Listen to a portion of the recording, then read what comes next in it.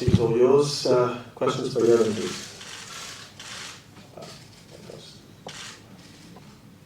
Hi, Nick from BBC here. It's been about 3 years since you've done a trip like this, coming to the other side of the world. What is it that you've missed and perhaps not missed about doing these big pre-season tours?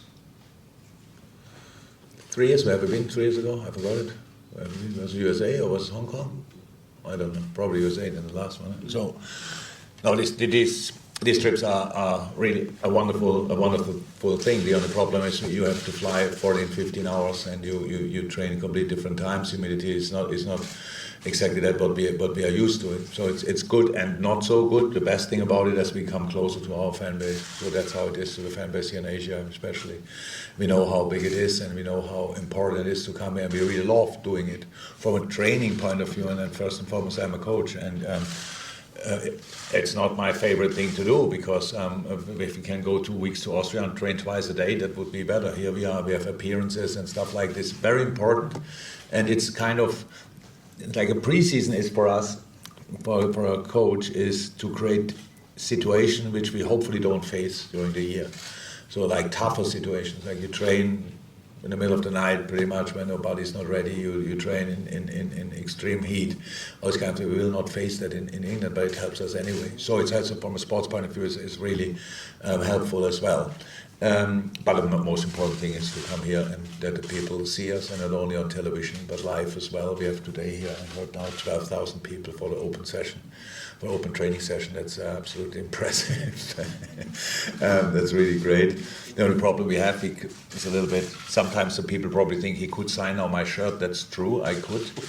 The problem are the 500 people around, so I don't have time for 500 people, and we try to do it as often and as much as possible, but we cannot satisfy everybody's wishes. That's a problem a little bit, but I hope that the people are happy anyway. Hi Jürgen, Jay from Goal here.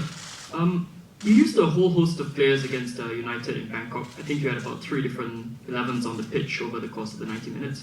Can we expect something similar tomorrow, or are you going to use a more fixed set of players? We might change a little bit, but it will be a similar approach. Look, the thing is, do I like losing against United 4-0? No, not at all. But we cannot judge our preseason because of one game. We have to do what we have to do, and we had obviously a longer season as United, so we had to play longer. It was the most intense season I ever experienced, so we had to give the boys as long off as possible. Means the internationals came only back 3 days before we played Man United. If I let them play now 45 or 60 minutes, then somebody has to put me in front of a court or whatever. It's like that's not possible, and we have still to take care of that. But the boys have to train hard. That's what we do in between. Not sure. Yes, there was no open session, but the session here was pretty intense, and that's exactly what we will do today again. We have to train really intense, hard, a lot, to get the players in the right physical state for the whole season. So. Preseason games are important, but the most important games are coming up in a few weeks, and that's when we have to be ready. So, and for that, sometimes we have to suffer, and we all suffered. With 4-0 is a harsh result. We didn't like it, but it happened anyway. And now, let's see what we can do tomorrow against Crystal Palace. Yeah. Hi again. Most of our rivals are strengthening this season. How do you rate your chances this coming season? Our rivals are what? Can you just repeat that, sorry? Most of the rivals are strengthening their squad. Oh. So how do you rate your chances this That year? happens every year. So our chances in the specific games against our rivals, whoever it will be, I figured out we have around about 19. And I always do that. We try to do it as well. And yeah, I don't think we have our chances are worse than last year or massively better than last year. Not at all. It's just, look, we play now for a while consistently on a pretty high level. It's really difficult to do, to be honest. It's not that we just think, now we will be good again. So winning a Premier League game is the most difficult thing I've experienced in my life, and I do the job already for a while. And so that's what we try to prepare for, that we are ready for Fulham. and then for all the others in the league. And of course, before that, we play Man City. Try to be ready for that as well. But really, that we respect all the opponents in the Premier League, and it's really difficult. Nothing to do with who they signed or who came in and stuff like this. The good news is, in the end, they only can line up 11. So we have the same number, and then let's give it a go. So that's what we try. We can improve, and we have to, and we want to, and that's what we are working on. And then we could or can be again. That's our aim. This one team nobody wants to play against, and if we can be that, then we have a good chance to win some football games. Yeah. Hey Coach, Sohail from Goal here. You've been quoted in 2016 saying that you were strongly against the idea of signing individual players for around 100 million. Obviously now you've signed Nunes, a hugely exciting player for nearly 100 million euros, including add-ons. How much has the market changed in years since you first made that comment? Yeah, a lot, obviously a lot. These kind of things happen. The numbers are not right, we are telling, but it's not a problem. I know which numbers going around in the world out there. When you want to sign a striker as exciting as Darwin is, this is the market, and you have to pay the price. I said it's not a price you mentioned, but not a price is going around, but that's no problem. But it's, I said so many things in my life, and life caught me then later and showed me that my imagination was obviously not clear enough for how quick life can change. So that's how it is. After that, we bought a centre half for quite a decent fee. We bought a goalie for quite a decent fee. That's how it is. Our situation is always the same. We try to level it somehow. The things we invest and the things in the boys and the players we sell, that it's kind of not going out of any kind of range, and that worked so far. But I know. I heard it immediately. I forgot it obviously that I said this, but everybody reminded me on it, and I thought, oh, okay, yeah. I said worst thing in my life, which yeah, to be honest. So that's one of them. One of them. Yeah.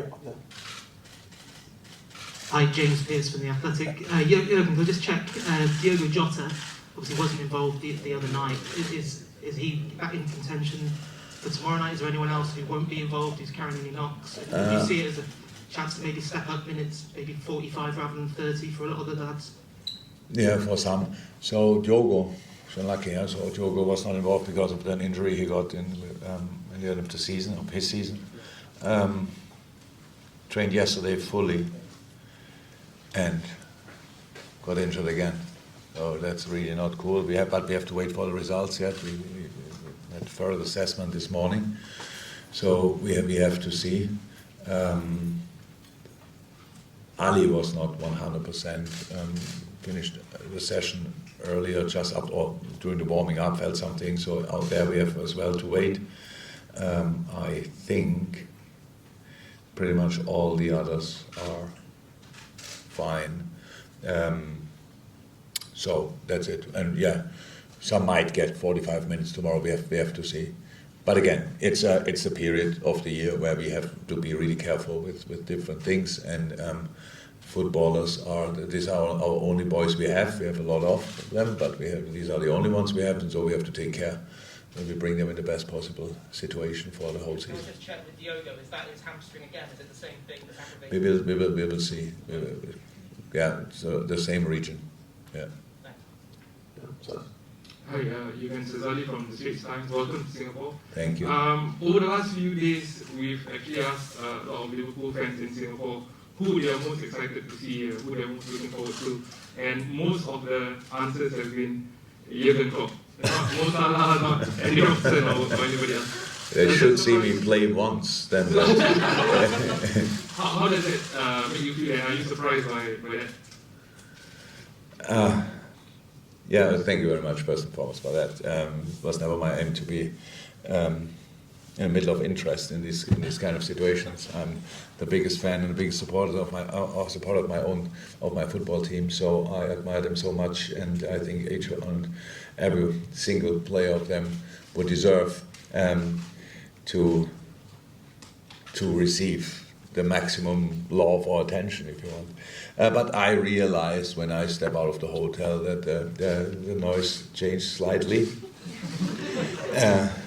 And yeah, it's nice, to be honest. It's in this business. Meanwhile, it's like that because you're the manager of a really good football team, and my face is more often on the camera than probably other faces, and I don't run while the camera is at me, so people can really recognize me. And yeah, that's it. It's nice, but it was never my aim that this would happen. Yeah, yeah. Good evening, Jürgen. Irvin from Sport Plus. So, I think many fans and pundits alike have identified Liverpool's central midfield as an area that can be improved on. Obviously, you guys signed Fabio Carvalho, and you have the likes of Tyler Morton Academy coming up. But is that an area where Liverpool will be looking to strengthen in the market before it closes? Now, how I said, if nobody wants to leave, but no player came to me with that request yet. I don't expect it really, to be honest. There's no need for a new midfielder. We cannot just add on midfielders. We respect the contracts with our boys as well. That means as long we sign them, they get all our support in training and between the sessions and during the games and between the games and these kind of things. And that's the situation. And we can count our midfielders. And for me, Harvey Elliott is a new signing as well after last season, how he started and all these kind of things. And then he's very young and came back brilliant, and then had a little low that's completely normal after that, being that long out. So really excited about seeing him. And if you go through the quality of the players we have is really high. And people make one mistake. They underestimate the chance that a player who didn't play his best season last year might play the best season this year. And it's like football fans, I'm not sure all, but some don't give people the chance to improve. It's like he didn't play well last year, so he cannot score goals, he cannot do that, so get him out of the house. Thank God I'm not like this. So I judge potential as much as the last season. Actually, the last season it's not really interesting, it's gone. So it's about when a player didn't perform at his highest level, it's at least 50% my fault. So I have to improve, I have to say the right things, I have to say better things, I have to help him in a better way, because it's not about the potential of these players. The players, and that's incredibly high. It's about putting it on the pitch. And why should we stop that after a year where we nearly won 4 trophies? I know we didn't, but we were as close as somehow possible. That's the reason. So I said, if these boys want to stay, they will stay, and then we will work with that. Thank you, Evan. You're welcome. Yeah, okay. This way. Hi, you can hear from ESPN again. Great to have you in Singapore. Obviously, pre-season at a time where there's new signings, a lot of excitement, a lot of, I guess, expectation about new signings as well. I think Darwin Núñez, everyone's looking forward with that big price tag as well. I think there's been a bit of premature and unfair reaction on his first outing. How much do you think there will be that pressure with a huge price tag, but as a club, as a manager, how much do you also want to, I guess, protect him from this external pressure with the media and all, knowing that he might take time to succeed, but he will get there eventually? I'm not worried at all. So the general judgment is absolutely nil interesting. So and it will be like this, and we all know it's kind of like a joke or a game for some people to pick out some situations where a player is not doing well.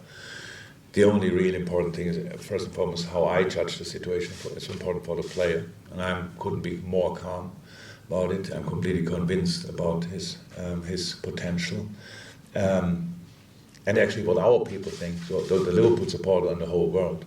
So they should know now, after a while, that new players need time and get time, and we should be the first, all Liverpool supporters on this planet, the first one who just delete the fee we paid.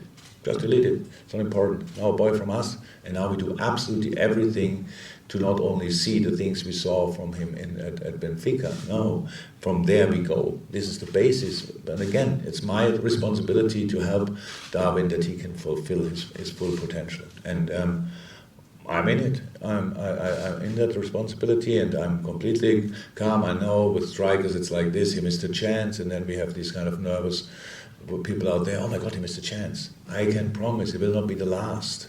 For no striker in the world, there will miss chances. That's how it is. Having them is good, and from there we go. So again.